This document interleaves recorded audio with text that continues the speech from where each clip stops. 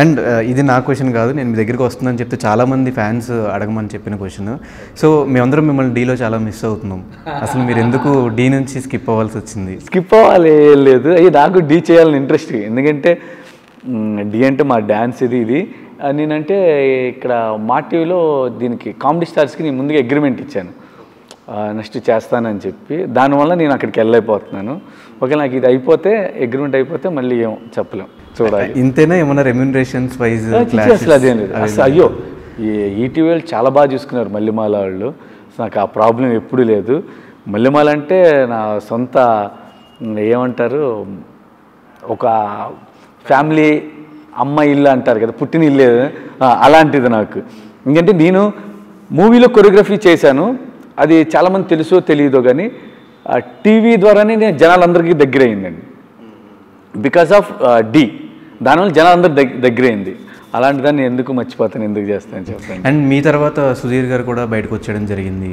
So ఆయన ఏమన్నా మళ్ళీ సుధీర్ ఉన్నాడు డీలో లేడు, జబర్దస్త్లో ఉన్నాడు. మనకు తెలియదు అదేంటో. మేబీ అతను ఏమైనా హీరోగా చేస్తున్నాడు కదా, డేట్స్ కుదరక ఏంటో మనకు తెలియదు. అండ్ మళ్ళీ నాగబాబు గారు పక్కనే మీరు జడ్జిగా రావడం జరిగింది. సో మీ ఇద్దరి కెమిస్ట్రీ చాలా బాగుంటుంది మాస్టర్ ఆన్ స్క్రీన్లో. సో మీ ఇద్దరి రిలేషన్ ఎలా ఉంటుంది ఆఫ్ స్క్రీన్లో? నాగబాబు గారు అంటే నాకు బాగా ఇష్టం అండి, బాగా ఇష్టం. చాలా హ్యాపీ. అంటే చిరంజీవి గారితో సాంగ్స్ చేస్తూ ఉన్నాను, నాగబాబు సార్ పక్కన కూర్చొని. అంటే ఆయన బాగా నవ్వుతారు, బాగా ఎక్స్ప్రెసివ్ ఆయన.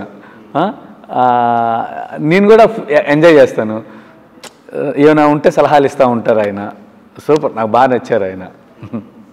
అండ్ మా కళ్యాణ్ గారితో సినిమా ఎప్పుడైనా? నేను వెయిట్ చేస్తున్నానండి, 2 సార్లు వచ్చినట్టు అవకాశం. ఏది అత్తరండి దారేది వచ్చింది, అప్పుడు నాకు వేరే షూట్ వచ్చి నేను చేయలేకపోయాను.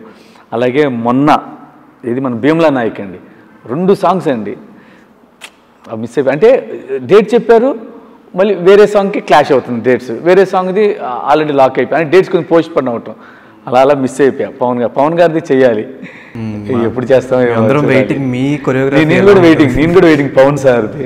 అంటే ఆయన మ్యానరిజం, ఆయన చూసి ఆయన చిన్న మూమెంట్ వేసినా అందంగా ఉంటుందండి. ఎప్పుడు ఆయనకి చేస్తానా అని ఉంది, చూడాలి మరి. అండ్ ఫైనలీ మాస్టర్, మేము చాలా ఈగర్గా వెయిట్ చేస్తున్నాం ఈ సినిమా కోసము. అండ్ 22nd of April ఈ సినిమా రాబోతుంది.